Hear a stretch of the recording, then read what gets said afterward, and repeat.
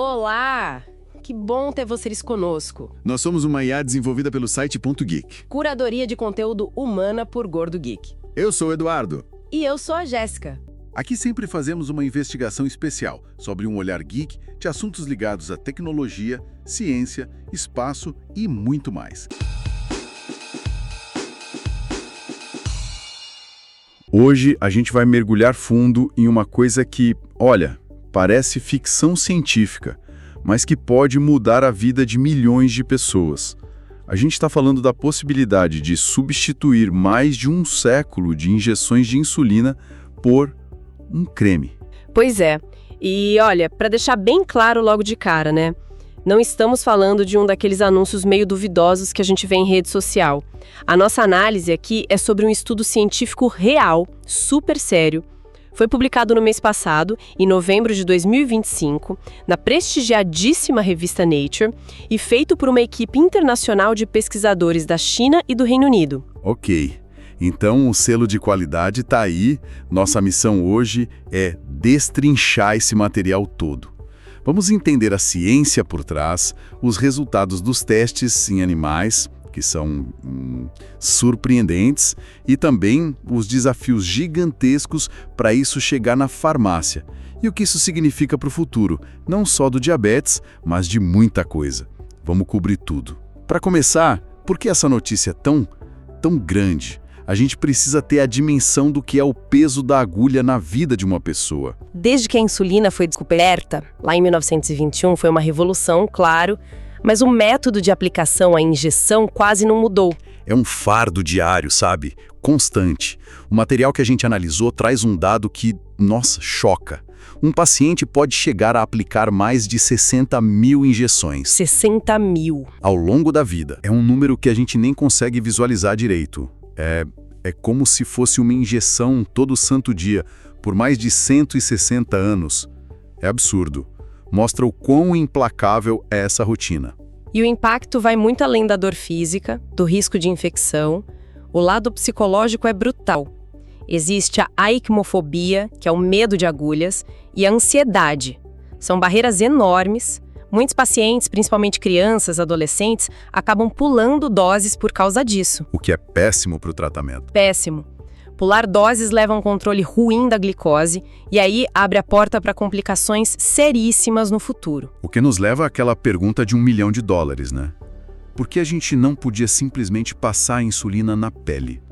Tipo um creme para dor muscular. Parece tão óbvio. Parece, né? Mas a nossa pele, ela é uma fortaleza biológica espetacular. Ela foi projetada para ser uma barreira, para impedir que as coisas entrem. A camada mais de fora, o extrato córneo, é tipo uma parede de tijolos e argamassa, feita de células mortas e gordura. É quase impermeável. E tem uma regra para conseguir furar essa barreira, né? Uma regra de tamanho. Exato. Na farmacologia tem uma diretriz famosa, a regra dos 500 Daltons.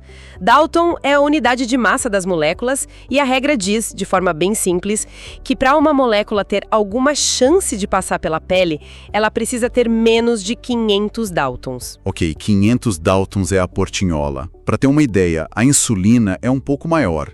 O dobro. Nem perto. A insulina tem cerca de 5.800 Daltons. Nossa! É mais de 10 vezes o limite. É como tentar passar um sofá por uma portinha de gato. Não vai. Entendi. E as tentativas anteriores de resolver isso, como eram? Basicamente, elas tentavam forçar a passagem. Usavam química agressiva, produtos que meio que dissolviam a barreira. Ah, na base da força. Exato.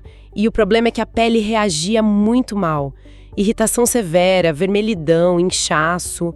Isso tornava o uso diário, que é essencial para a insulina, completamente inviável. Era um beco sem saída. Então a solução não era ser mais agressivo com a pele, mas mais inteligente. E o mais curioso é que a equipe que achou essa chave nem estava procurando por ela, certo? Tropeçaram na solução. Isso mesmo. Foi um caso clássico de serendipidade, aquele achado por acaso. A equipe do professor Yu-Kin Shen, da Universidade de Zhejiang, não estava pesquisando diabetes. Eles desenvolviam polímeros para entregar quimioterapia dentro de tumores, que são tecidos muito densos. E no meio disso, eles notaram algo diferente. Eles perceberam que um polímero específico, que eles apelidaram de OP, tinha uma capacidade incrível de se infiltrar nesses tecidos densos sem destruir nada. Aí a lâmpada acendeu. Se ele consegue entrar num tumor que é uma barreira, será que ele consegue atravessar a pele? E como é que esse polímero mágico, o OP, funciona? O estudo chama ele de camaleão molecular, que é um nome fantástico. E o nome é perfeito, porque o mecanismo é brilhante. Ele explora a química da nossa própria pele, se adapta a ela, funciona em 2 passos. Primeiro, a gente tem que saber que a superfície da nossa pele é um pouco ácida, com pH entre 4 e 5. E as camadas de dentro são neutras, pH 7,4. Certo, ácido por fora, neutro por dentro. E o que o polímero faz com isso? Passo 1. Quando o creme é aplicado na superfície ácida, o polímero OP fica com uma carga elétrica positiva e a nossa pele tem cargas negativas. O que acontece com cargas opostas? Se atraem? Então o polímero gruda na pele por atração elétrica. Ele cria tipo um reservatório de insulina ali na superfície. Exatamente, ele concentra a carga ali. Agora vem o passo 2, que é a mágica. Conforme ele começa a penetrar e chega num ambiente neutro lá dentro, o polímero muda. Ele perde a carga positiva. Fica neutro. Peraí, então ele desliga o ímã. Se ele fica neutro, ele não é mais atraído pelas células? Exatamente isso. Ele desliga a atração. E por causa disso, em vez de tentar arrombar a porta e atravessar as células, o que poderia danificar tudo e destruir a insulina, ele simplesmente desliza pelos espaços entre as células.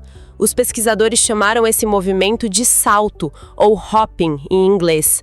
Ele negocia a passagem sem destruir a barreira. Entrega a insulina intacta na corrente sanguínea. É um mensageiro super educado. Que elegante! É uma solução de inteligência, não de força bruta. A teoria é incrível, mas a pergunta que vale é: funcionou? Vamos aos testes. Funcionou. E muito bem. O primeiro teste foi em camundongos diabéticos. A aplicação do creme na pele deles reduziu a glicose no sangue de forma tão eficaz quanto uma injeção normal de insulina. E a velocidade? Porque a insulina tem que agir rápido. Esse foi outro ponto que surpreendeu. A insulina foi achada no sangue só 30 minutos depois de aplicar o creme. Para um método que atravessa a pele, isso é extremamente rápido. Certo. Camundongos é um bom começo. Mas vamos ser honestos. A pele deles é fininha, quase um papel. Parece um salto muito grande para dizer que funcionaria em humanos. Qual foi o próximo passo para provar que não era só um truque de laboratório? Você está certíssimo, e é por isso que a ciência tem que ser rigorosa. O padrão ouro para testes de pele, antes de chegar em humanos, são os mini-porcos. Mini-porcos. Por quê? Porque a pele deles é anatomicamente muito, mas muito parecida com a pele humana. Em espessura, composição, estrutura das camadas. Sucesso em porcos é um sinal muito forte de que a tecnologia tem chance de funcionar em gente. E funcionou? Funcionou ainda melhor. Nos mini-porcos, o creme não só normalizou o açúcar no sangue em 2 horas, como manteve esses níveis estáveis por até 12 horas. 12 horas. Isso é importantíssimo. Isso sugere que a tecnologia poderia funcionar como uma insulina basal, aquela de longa duração que a pessoa usa 1 ou 2 vezes por dia para manter um nível estável, certo? Perfeitamente. Seria um substituto direto para as injeções de insulina de longa ação, eliminaria as picadas mais rotineiras do dia. E a segurança, aquela irritação que condenou as tentativas anteriores. Como ficou? Nenhum sinal. As análises no microscópio mostraram que a estrutura da pele ficou intacta, sem vermelhidão, sem inchaço, nada. É um indicativo forte de que o uso diário a longo prazo pode ser seguro, porque o polímero não destrói a barreira, ele a convence a deixá-lo passar. Ok, isso é muito promissor. Mas vamos colocar em perspectiva. Como esse creme se encaixa com outras tecnologias sem agulha que a gente já ouviu falar? Se a gente olha o quadro maior, ele tem vantagens bem distintas. Por exemplo, os adesivos de microagulhas, que são tipo patches com agulhinhas minúsculas. O creme, por ser uma formulação mais simples, tem potencial para ser mais barato de produzir em massa. E psicologicamente é muito mais amigável, não tem nada perfurando a pele. E a famosa insulina oral, as pílulas. Vários projetos foram anunciados e sumiram. O grande problema da insulina oral é o nosso estômago. É um ambiente superácido, cheio de enzimas feitas para destruir proteínas. E a insulina é uma proteína. É muito difícil protegê-la nessa jornada. A pele, em comparação, é um ambiente bem mais estável e previsível. E a insulina inalável, que até chegou a existir no mercado. A inalável levantava preocupações com a saúde do pulmão a longo prazo, exigia testes constantes da função pulmonar e isso a tornava inviável para muita gente, como fumantes ou quem tem asma. O creme não tem nada a ver com os pulmões, o que é uma grande vantagem. Certo, o cenário parece bem favorável. Mas agora vem a pergunta que não quer calar. Quando isso vai estar na farmácia da esquina? A ciência exige paciência. A tecnologia concluiu com sucesso a fase que a gente chama de pré-clínica. Testes em laboratório e em animais. Agora, ela precisa entrar num caminho longo e difícil que a indústria farmacêutica apelida de Vale da Morte. Vale da Morte, que nome animador. Por quê? Porque a taxa de falha é altíssima. É onde a maioria das descobertas promissoras morrem. Muita coisa que funciona bem em animais acaba não funcionando em humanos, ou aparecem efeitos colaterais que ninguém esperava. O processo tem fases. Primeiro, a fase 1. Que é testar em gente saudável, certo? Promessa seguro. Exatamente. O grupo pequeno de voluntários saudáveis usa o creme para checar a segurança básica. Irrita a pele humana? Dá alergia? Se passar daí, vamos para a fase 2. Testes em centenas de pacientes com diabetes. O objetivo é ver se funciona, se controla a glicose e começar a achar a dose certa. Qual a quantidade de creme? A absorção muda se a pessoa suar? E se tudo der certo, vem o teste final? A fase 3. O teste definitivo. Milhares de pacientes em vários países comparando o creme com as injeções padrão. Só depois dessa montanha de dados, a empresa pode pedir aprovação para agências como a Anvisa aqui no Brasil. E qual a estimativa de tempo para atravessar todo esse Vale da Morte? Sendo muito, mas muito otimista, e se tudo der certo de primeira, estamos falando de 7 a 10 anos. Otimista. Muito. Se surgirem imprevistos, o que é comum, pode passar fácil de 12 anos. E ainda tem desafios práticos, como garantir que o usuário aplique a dose exata, provavelmente virá em sachês, um aplicador especial, não num pote comum.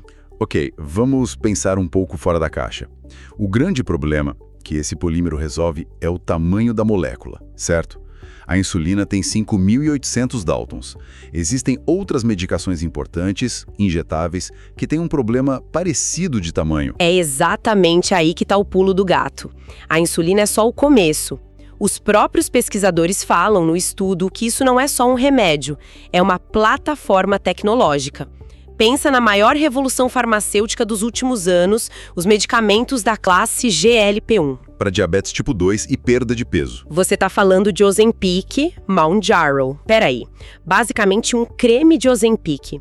A barreira da agulha para esses tratamentos simplesmente desapareceria. Isso é gigantesco. Gigantesco é pouco. Seria um sucesso de vendas instantâneo. Eliminaria a principal barreira para milhões de pessoas que poderiam se beneficiar, mas têm medo da injeção semanal. O potencial é absurdo.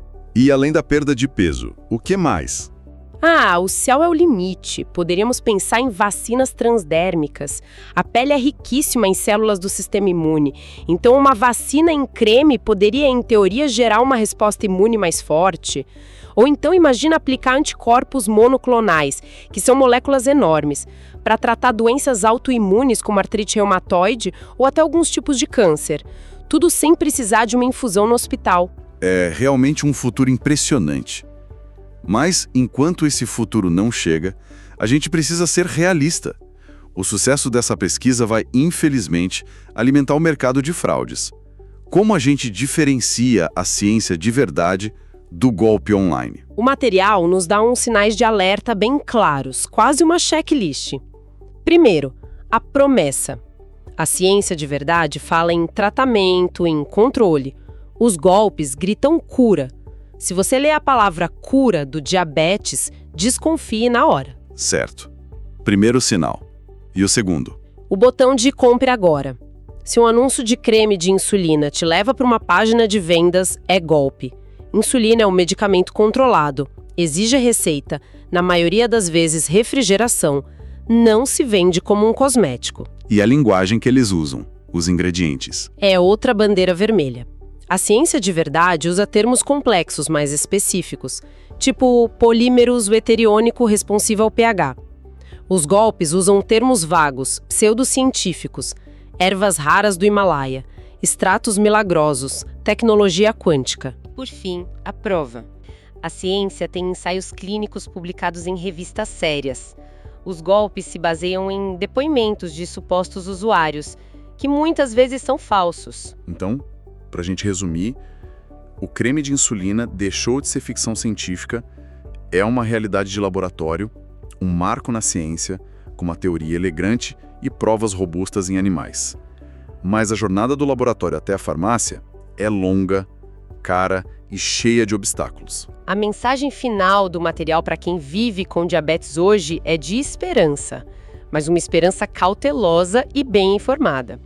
As recomendações práticas são muito claras. Primeiro, e mais importante, mantenha o tratamento atual.